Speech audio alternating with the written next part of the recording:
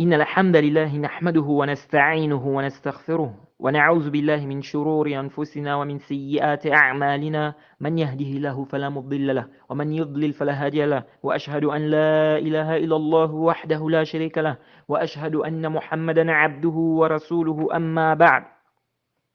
Louange à Allah, le créateur des cieux et de la terre, on le loue pour tout ce qu'il nous accorde comme bien, comme grâce. On lui demande de prier sur son prophète Mohammed, sallallahu alayhi wa sallam, sa famille, ses compagnons et tous ceux qui les ont suivis jusqu'au jour de la rétribution. Celui qu'Allah a guidé, personne ne peut l'égarer. Celui qu'Allah a égaré, personne ne peut le guider. Alors, ceci est une petite réfutation aux suiveurs de Jabata qui prétendent que les 72 sectes mentionnées dans le hadith de l'Iftiraq sont toutes mécréantes. Alors, il n'y a pas de doute que cette parole est complètement batilun.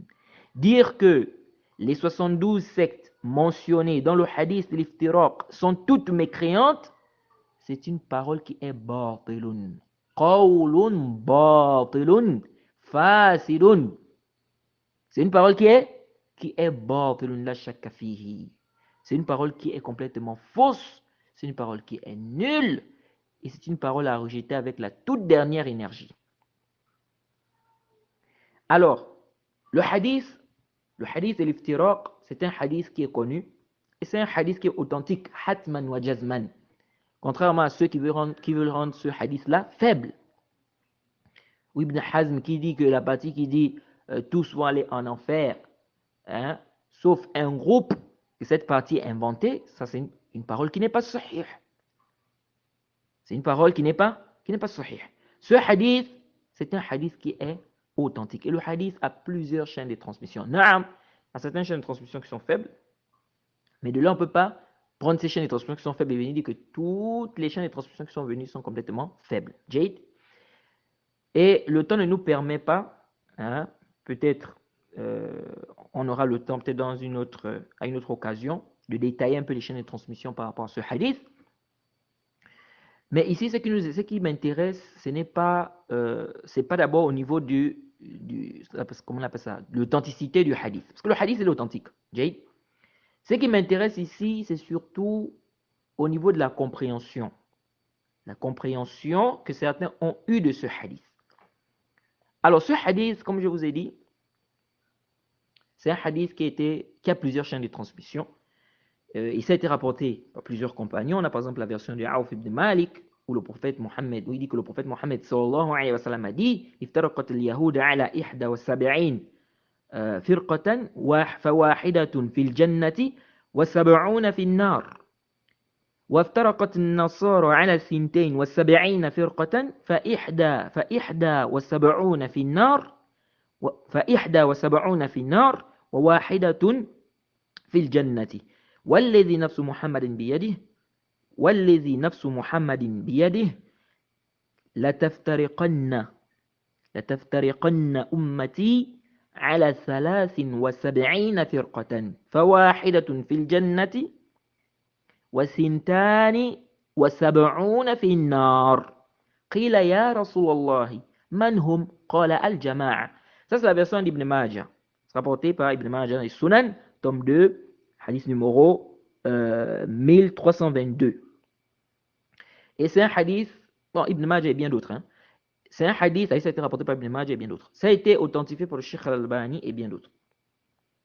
Alors, là-dedans, Aouf ibn Malik nous dit que le prophète Mohammed sallallahu alayhi wa sallam a dit les juifs se sont divisés donc en 71 groupes. Un seul groupe au paradis, 70 en enfer. Les chrétiens sont divisés en 72, donc 72 groupes, 71 en enfer et un groupe au paradis. Il dit, le prophète dit, par celui qui détient, n'est-ce pas, l'âme de Mohammed dans sa main, ma communauté va se diviser en 73 groupes. Un seul groupe au paradis, 72 en enfer. On lui a demandé, qui sont-ils? Jade, c'est-à-dire que ceux-là qui vont aller au paradis, il a dit, c'est Al-Jama'a. Alors ça, c'est une riwaya du hadith. C'est une version du hadith. Et comme je vous ai dit, le hadith, c'est un hadith qui est authentique et ça a été rapporté, n'est-ce pas, dans plusieurs Ils ont plusieurs chaînes de transmission. Et c'est un hadith qui est authentique et vous connaissez certainement ce hadith. C'est un hadith qui est connu. Jay. Alors, le problème maintenant se situe à quel niveau? On sait que le prophète Mohammed sallallahu alayhi wa sallam nous a informé que sa communauté va se diviser en 73 groupes. Tous vont en enfer sauf un seul groupe. Okay? Donc on aura 73 groupes, tous vont aller en enfer sauf un seul groupe. Donc on va dire 72 vont aller en enfer, 72, n'est-ce pas, vont aller en enfer, et un groupe qui va aller au paradis. Alors, ces 72 sectes qui vont aller en enfer, est-ce que ces sectes-là sont mécréantes? C'est une question. Alors, certaines personnes prétendent que ces 72 sectes-là vont aller éternellement en enfer. Qu'elles sont toutes mécréantes. Est-ce que ça c'est sahih? Nous disons ce n'est pas sahih. Nous disons ce n'est pas sahih. Lèche. Pourquoi? Premièrement, nous disons, nulle part dans ce hadith de l'iftiraq, dans toutes les chaînes de transmission qui sont venues, nulle part on est dit, dans toutes les chaînes de transmission authentiques qui sont venues, nulle part on est dit que ces sectes-là vont aller en enfer éternellement. Nulle part. Nulle part il est dit que ces sectes-là sont toutes mécréantes. Nulle part. Jade. Donc celui qui vient dire que quand le prophète Mohammed sallallahu alayhi wa sallam a dit kulluha finnar, donc parlant de ces sectes-là, qu'elles seront tous en enfer, celui qui vient dire que quand le prophète a dit ça, ça veut dire qu'elles vont aller en enfer éternellement, on va lui dire Aina dalil, Aina al-burhan, ma daliluka ala hadha. C'est quoi ta preuve? Voilà la preuve de ça. Jade, c'est quoi ta preuve dans ça? Donc, le prophète n'a pas dit ça. Le prophète, dans ce hadith, n'a pas dit que ces sectes-là vont aller éternellement en enfer. Il n'a pas dit que ces sectes-là vont être en enfer khalidina fiha. Il n'a pas dit ça. Il a dit seulement en enfer. Et vous êtes sans ignorer qu'on a plein de textes où on nous parle par exemple de certains péchés, où on dit par exemple que ça, c'est en enfer ou ça conduit en enfer. Mais on sait tous que la personne qui va faire ce péché n'est pas devenue mécréante. Cette personne ne va pas aller en enfer pour y demeurer éternellement. On a plein de textes comme ça. Ou lorsque le prophète Mohammed sallallahu alayhi wa sallam dit, parlant de celui qui fait dépasser, n'est-ce pas, celui, n'est-ce pas, dont son vêtement dépasse les chevilles, lorsque le prophète dit ma asfala min al-ka'bayn fa fin nar, le prophète dit ceux qui dépassent donc les chevilles sont en enfer. Est-ce que ça veut dire que celui qui va mettre un vêtement qui a dépassé les chevilles, il va en enfer éternellement? Non. Qui dit ça? Le prophète Mohammed sallallahu alayhi wa sallam dit ne rentrera pas au paradis. Là, dans le Sahih Muslim, la yadkhulu jannata man kana fi qalbihi mithqal dharra min kibr. Ne rentrera pas au paradis celui qui a dans son cœur un brin d'atome d'orgueil. Ça veut dire quoi? Ça veut dire que celui qui est orgueilleux, il ne va jamais rentrer au paradis, c'est-à-dire qu'il va aller en enfer éternellement. Il est devenu mécréant. Celui qui est orgueilleux, bien qui a l'orgueil, il est mécréant? Non, c'est pas ce que ça veut dire. Donc, il ne suffit pas d'avoir une preuve, mais il faut également la compréhension de cette preuve. Il est très important d'avoir la compréhension de cette preuve. Il ne suffit pas de citer une preuve, mais il faut bien la comprendre. Alors, arju an tantabihu huna. Si quelqu'un vient et dit toutes ces sectes-là sont mécréantes, donc les 72 sectes-là, on va lui dire premièrement Aina dalil. C'est quoi ta preuve? S'il dit le prophète Mohammed sallallahu alayhi wa sallam a dit, elles sont toutes en enfer. Elles iront toutes en enfer. Elles iront tous en enfer. On lui dit, est-ce que quand on dit qu'elles iront tous en enfer, ça veut dire en enfer éternellement? Si toi tu ajoutes en enfer éternellement, on va te dire, où est le dalil qui dit éternellement? C'est où le dalil? Ça vient des tapes peut-être, on n'a pas besoin de ça ici. On a besoin du dalil. Le prophète a dit éternellement en enfer, il n'a pas dit ça. Donc, qif. قف حيث وقف النص. جيد. قف حيث وقف النص. Arrête-toi, le texte s'est arrêté. S'il dit, elles sont toutes mécréantes, on dit, aïna dalil. C'est quoi le dalil de ça? Le prophète a dit ça dans le hadith. Mumtaz. Alors, celui qui vient dire que quand le prophète a dit, elles iront tous en enfer, ça veut dire en enfer éternellement, on dit anta kazzab, tu es un menteur. Tu es un menteur. Parce que le prophète ici n'a pas dit ça. Donc, tu es en train d'ajouter quelque chose qui n'existe pas dans le texte. Alors, premièrement, c'est ça. Celui qui vient, qui dit elles sont toutes mécréantes, on dit où est le dalil? Donc, si tu n'as pas de dalil, alors disons que ta parole c'est mardoud. Jade, c'est mardoud. Comme a dit l'imam Malik. L'imam Malik a dit quoi? L'imam Malik a dit, comme c'est venu dans certains vers, wa malikun imamu daril hijra, qala wa qad ashara nahwa al-hujra. Kulu kalamin minhu zu qabuli wa minhu mardudu siwa ar-rasul. Jade, on dit que l'imam Malik a dit, toute parole, Jade, on peut accepter, comme on peut rejeter, sauf la parole du prophète Mohammed sallallahu alayhi wa sallam. Il a dit sauf celui qui est dans cette tombe-là. C'est-à-dire le prophète Mohammed sallallahu alayhi wa sallam. C'est-à-dire la parole du prophète, on ne peut pas rejeter ça. Mais en dehors du prophète Mohammed sallallahu alayhi wa sallam, quelqu'un apporte une parole. Ça peut être rejeté.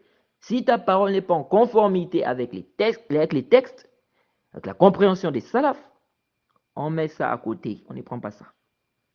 Jade, ça c'est un point qui est important. Ensuite, nous disons, dans ce hadith, le hadith de l'iftiraq là, il y a un dalil qui montre que ces sectes-là, donc les sectes qui ont été mentionnées, donc les 72 sectes-là, on a une preuve dans le hadith que ces 72 sectes-là ne sont pas toutes mécréantes. Qu'elles ne sont pas mécréantes. On a un dalil dans le hadith même que ces sectes-là ne sont pas mécréantes. C'est quoi le dalil? L'imam al-Khattabi dit ceci. Il dit dans Ma'alim al-Sunan, tome 5, page 5. Il dit ceci. Fil hadith. Il dit, fil hadith, dalilun ala anna hadhihi al-firqata. هذه الفرق. Il dit, fil hadith, dalilun ala anna hadhihi al-firaq. كلها غير خارجة من الدين. Il dit quoi? L'imam al-Khattabi rahimahullah dit في الحديث دليل على أن هذه الفرق كلها غير خارجة من الدين إذ جعلهم النبي صلى الله عليه وسلم من أمته وفيه دليل على أن المتأول لا يخرج عن الملة وإن أخطأ في تأويله. Il dit ceci. Dans ce hadith, ou dans le hadith, nous avons une preuve que toutes ces sectes-là ne sont pas sorties de l'islam, ne sont pas sorties de la religion. Comment ça? Il dit, car le prophète Mohammed sallallahu alayhi wa sallam les a considérés comme faisant partie de sa communauté. Il dit, car le prophète les a considérés comme faisant partie de sa communauté. Il y a également un dalil dans ce hadith que celui qui a fait une mauvaise interprétation, il ne sort pas de la religion, même s'il s'est trompé dans son interprétation. Je ne sais pas si vous avez compris la parole d'Imam al-Khattabi. Wajh dalala. Il te fait comprendre, même al-Khattabi, il te fait comprendre ici que dans ce hadith, on a une preuve que toutes ces sectes-là ne sont pas sorties de l'islam. C'est quoi la preuve? Il dit car le prophète Mohammed sallallahu alayhi wa sallam les a considérés comme faisant partie de sa communauté. Donc ça veut dire qu'elles ne sont pas, que ces sectes-là ne sont pas mécréantes. Je ne sais pas si vous avez compris. Quelqu'un peut dire, mais non, c'est pas parce que dans le hadith, le prophète a dit quoi?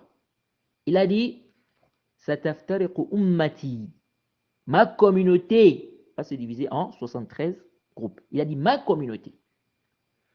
Quelqu'un peut dire, mais nous avons deux types. Quand on parle de la communauté du prophète, bien quand on parle de la communauté, pardon, nous avons Ummat al-Da'wa et Ummat al-Istijaba. Ummat al-Da'wa, ce sont donc les koufars, ceux-là qu'on appelle à l'islam. Et Ummat al-Istijaba, ce sont ceux-là qui ont accepté l'islam. Donc quand le prophète ici dit ma communauté, rien ne nous prouve qu'il s'agit des musulmans. Ça peut être Ummat al-Da'wa, ça peut être Ummat al-Da'wa. Nous disons Haza ghalat. Haza ghalat. Ils ont été trompés ici. Ça, c'est une erreur que tu viens de faire. Lèche, pourquoi? Car dans le hadith, le prophète a parlé des juifs. Ensuite, le prophète a parlé des chrétiens. Après, le prophète Mohammed sallallahu alayhi wa sallam a dit ma communauté. C'est un dalil qui ici, il est en train de parler de qui? Il est en train de parler des musulmans. Ça veut dire que le prophète est en train de parler des musulmans ici. Il n'est pas en train de parler des koufars. Donc quand il dit ma communauté, il parle des musulmans. C'est pourquoi le même Al-Khattab a dit ici, on a un dalil dans ce hadith que ces 72 sectes-là ne sont pas sortis de la religion. C'est quoi la preuve? Il dit car le prophète Mohammed sallallahu alayhi wa sallam les a considérés comme faisant partie de sa communauté. Vous avez compris ça? Ça c'est clair. Ça c'est clair. Donc, ces 72 sectes-là, Jade, ne sont pas sortis de l'islam. Jade, la preuve se trouve dans le hadith même. La preuve se trouve dans le hadith même. Car le prophète Mohammed sallallahu alayhi wa sallam les a considérés comme faisant partie de sa communauté. Donc ça veut dire que ces sectes-là ne sont pas des sectes mécréantes. Vous avez compris ça? Ça c'est clair. Jade, ça c'est clair. Ensuite, nous disons, aucun savant de l'islam, aucun savant parmi les savants de la sunna, aucun n'a dit que toutes les 72 sectes-là sont mécréantes. C'est-à-dire, toutes ces sectes-là sont mécréantes. Aucun savant n'a dit ça. Le cheikh l'islam Ibn Taymiyyah, rahimahullah, dit ceci. Intabihu. Il dit ceci dans Majmu' Fatawa, tome 7, page 217. Il dit ومن قال إن الثنتين والسبعين فرقة كل واحد منهم يكفر كفرا ينقل عن الملة فقد خالف الكتاب والسنة وإجماع الصحابة رضوان الله عليهم أجمعين بل وإجماع الأئمة الأربعة وغير الأربعة فليس فيهم من كفر كل واحد من 72 فرقة وإنما يكفر بعضهم بعضا ببعض المقالات. Cheikh Ibn Taymiyyah dit dans Majmu' Fatawa, tome 7, page 217, il dit, celui qui dit, écoutez, hein, il dit celui qui dit que les 72 sectes-là, chacune d'elles a mécru, donc a fait de la mécréance, donc fait sortir de la religion, il dit, celui qui dit ça a contredit le kitab, donc le Coran. Il a contredit la sunna. Il a contredit le consensus des compagnons. Il a contredit le consensus des 4 imams. Et des autres, donc en dehors des 4 imams, il dit il n'y a aucun parmi eux qui a rendu mécréant, qui a rendu mécréante chacune des 72 sectes. Ibn Taymiyyah dit il n'y a aucune personne parmi eux qui a rendu mécréante chacune des 72 sectes. Il dit certains rendent mécréants, certains à cause de certaines paroles. Ça, c'est clair ou pas? C'est clair. Cheikh Ibn Taymiyyah dit il n'y a aucun savant qui a rendu mécréant ou mécréante chacune des 72 sectes. Jade. Al-Hafiz al-Zahabi, grand savant de hadith, il dit quoi? Al-Hafiz al-Zahabi dit, il dit ceci dans Al-Muntaqa min Minhaj al-I'tidal, à la page 334. Il dit, wa iza qala al-muslimu, il dit si le musulman, donc le musulman dit, Rabbana ighfir lana wa li ikhwanina alladhina sabaquna bil iman. Il dit si le musulman dit, notre Seigneur, pardonne-nous et pardonne également. Donc, ainsi qu'à nos frères, n'est-ce pas, ceux-là qui nous ont dévancés dans la foi, il dit يقصد كل من سبقه من قرون الأمة بالإيمان وإن كان قد أخطأ في التأويل تأوله مخالف للسنة أو أذنب ذنبا فإنه من إخوانه الذين سبقوه بالإيمان فيدخل في العموم وإن كان من 72 فرقة فإنه ما من فرقة إلا وفيها خلق كثير ليسوا كفارا بل مؤمنين فيهم ضلال وذنب يستحقون به الوعيد كما يستحقه العصاة المؤمنين والنبي صلى الله عليه وسلم لم يخرجهم من الإسلام بل جعلهم من أمته ولم يقل إنهم يخلدون في النار فهذا أصل عظيم ينبغي مراعاته. Alors l'imam al-Hafiz al-Zahabi nous dit ceci. Il dit si le musulman dit Seigneur pardonne-nous ainsi que nos frères qui nous ont précédés dans la foi, il dit il vise par là tous ceux qui l'ont précédé, n'est-ce pas, dans la foi, parmi les générations, n'est-ce pas, qui sont passées, parmi les générations. Il dit même si il a fait quoi? Il a fait une erreur au niveau de l'interprétation. Donc une erreur, donc il a fait une chose qui contredit comment ça, la sunna. Où il a commis un péché.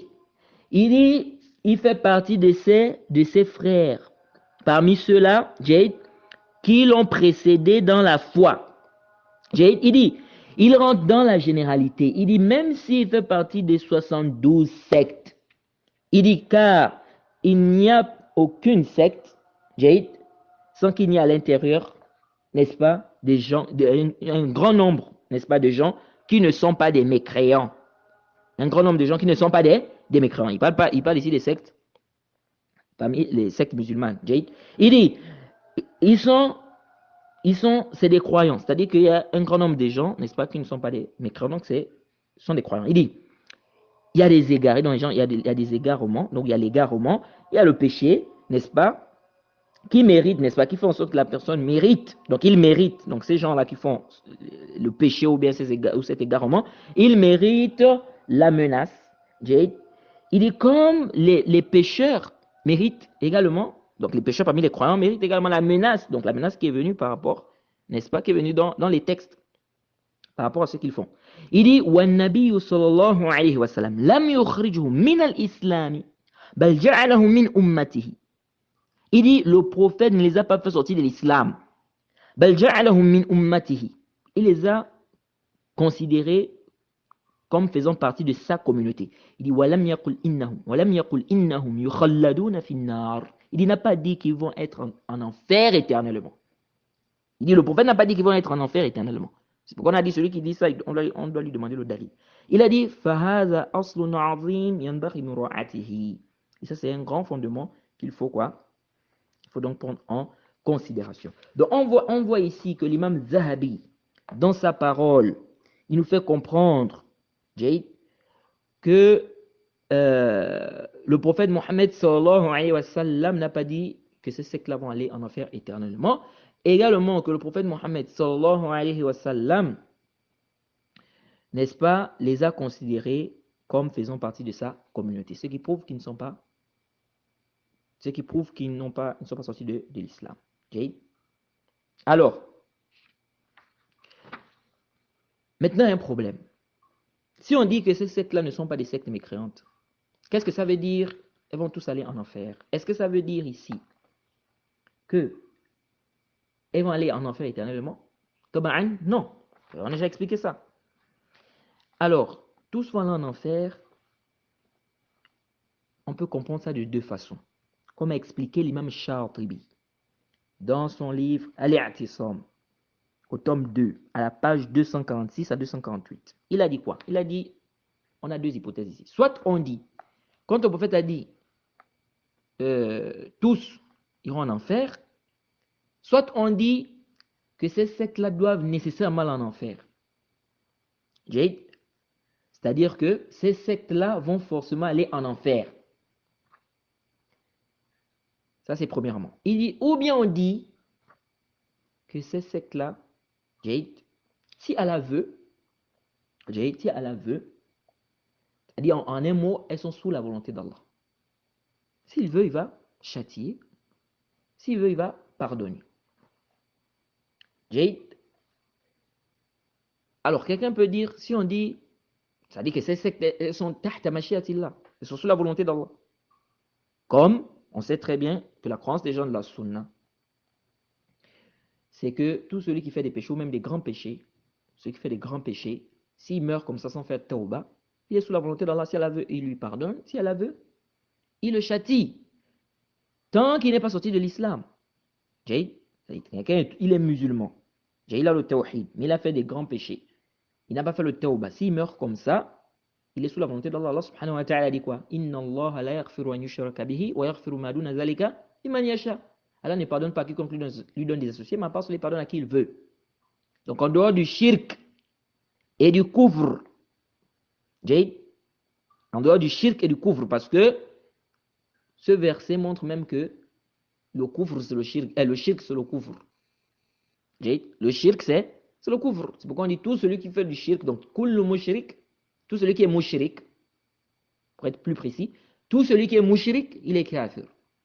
Tout celui qui est kafir aussi, il est mushrik. Même si c'est vrai, il y a une divergence des savants, n'est-ce pas, concernant est-ce que tout kafir est mushrik? C'est une divergence parce que les savants divergent. Est-ce que le kufr et le shirk, c'est la même chose au niveau du shara', ou bien on dit qu'il y a une différence? Ala kulli hal. Ce qui nous intéresse ici, c'est que la croyance des gens de la sunna, celui qui a commis un péché parmi les gens, n'est-ce pas, parmi les musulmans, il a commis un grand péché, il n'a pas fait de tawbah, il est mort comme ça, il est sous la volonté d'Allah. Donc il est musulman, il a fait un grand péché, il est mort comme ça, il est sous la volonté d'Allah. Si elle veut, lui pardonne, si elle veut, il le châtie. Tout croyant finira par sortir de l'enfer. C'est-à-dire tout croyant qui va entrer en enfer, il va finir par sortir de l'enfer. Les croyants ne vont pas rester éternellement en enfer. Et le musulman ne reste pas éternellement en enfer. Et on a plein de preuves justifiant cela, parmi lesquelles les hadiths de Shafa'a, les hadiths qui parlent de l'intercession. On voit bien qu'Allah subhanahu wa ta'ala dit qu'il fera sortir de l'enfer des gens qui n'ont pas fait le shirk. Bienvenue dans le Sahih.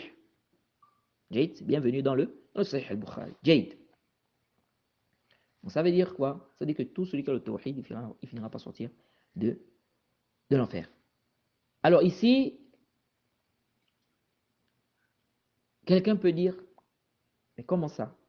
Comment on va dire? L'imam Shatibi dit, il y a deux hypothèses. Soit ces sectes-là vont aller nécessairement en enfer, obligatoirement, c'est-à-dire elles doivent aller forcément en enfer, soit on dit qu'elles sont sous la volonté d'Allah. Mais comment on va dire, elles vont aller nécessairement en enfer, forcément en enfer, alors qu'on sait que la croyance des gens de la sunna, c'est que tout celui qui meurt, n'est-ce pas, par rapport qui meurt sur un grand péché, ou bien qui a fait un grand péché, qui n'a pas fait de tawbah, n'est-ce pas? Tout celui qui a fait un grand péché, qui n'a pas fait tauba, donc qui est musulman, il est sous la volonté d'Allah. Donc, comment on va dire ici? On dit c'est des musulmans, on dit ils doivent forcément aller en enfer. Il a expliqué. L'homme Charles bien expliqué. Il dit, il y a des savants qui ont dit par exemple que certains péchés, celui qui fait ça, il doit nécessairement aller en enfer. J'ai des savants qui ont dit ça. Pour exemple, je vais vous donner un exemple simple, la question du shirk, le petit shirk. Vous trouvez des paroles de certains savants concernant le petit shirk, hein, comme le Cheikh Hassan Temir. Il te dit que celui qui fait le petit shirk, Jade, il doit nécessairement être châtié. Il doit nécessairement être châtié. Donc, ça dit qu'il doit nécessairement entrer en enfer, celui qui fait le petit shirk. S'il n'a pas fait tauba. Parce que, il voit que le texte est général. Le texte qui a dit Inna Allah la yaghfiru an yushraka bihi wa yaghfiru ma duna zalika liman yasha. Allah ne pardonne pas à quiconque lui donne des associés. Allah ne pardonne pas à quiconque lui donne des associés, mais à part celui qui pardonne à qui il veut. Donc, il voit ici qu'on a parlé ici du shirk. C'est général, donc le petit shirk et le grand shirk. Donc, celui qui fait le petit shirk, s'il meurt comme s'il n'a pas fait tauba, il doit d'abord passer par l'enfer. Allah ne lui pardonne pas. Il doit d'abord être châtié. Mais, il finira par sortir de l'enfer parce que le petit shirk, ce n'est pas le grand shirk. Parce que le petit shirk ne fait pas sortir ça ne fait pas sortir de l'islam. Ça ne fait pas sortir de l'islam. Alors, donc, voilà un peu en résumé ce qu'on peut dire par rapport à ce hadith. Bien évidemment aussi, par rapport à la question du petit shirk, n'est-ce pas? Celui dont ses bonnes actions seront plus que ses mauvaises, lui ne va pas nécessairement entrer. Il ne va pas nécessairement entrer. Il ne va pas aller en enfer. Même s'il a fait le petit shirk, il ne va pas forcément aller en enfer. Hein. Même chez le Cheikh l'Islam, Ibn Taymiyyah, c'est celui dont les bonnes actions sont plus que les mauvaises, lui il rentre au paradis. Lui rentre au paradis. Ce n'est pas ici le moment de faire des tafsilat sur cette question. Nous, ce qui nous intéresse ici, c'est de savoir, n'est-ce pas, de comprendre que les 72 sectes-là qui ont été citées dans le hadith ne sont pas toutes mécréantes. Et que dire que toutes ces sectes-là, 72 sectes-là, sont toutes mécréantes, elles iront en enfer éternellement, c'est une parole qui est batilun. Qawlun batilun la shakka fihi. C'est une parole qui est fausse et c'est une parole qui est à rejeter avec la toute dernière énergie. Jade. Donc voilà un peu ce que je voulais rappeler par rapport à cette question. Demande qu'elle nous facilite, qu'elle nous donne la compréhension de sa religion. Wa subhanaka lahumma bihamdik wa ashhadu an la ilaha illa anta astaghfiruka wa atubu ilayk.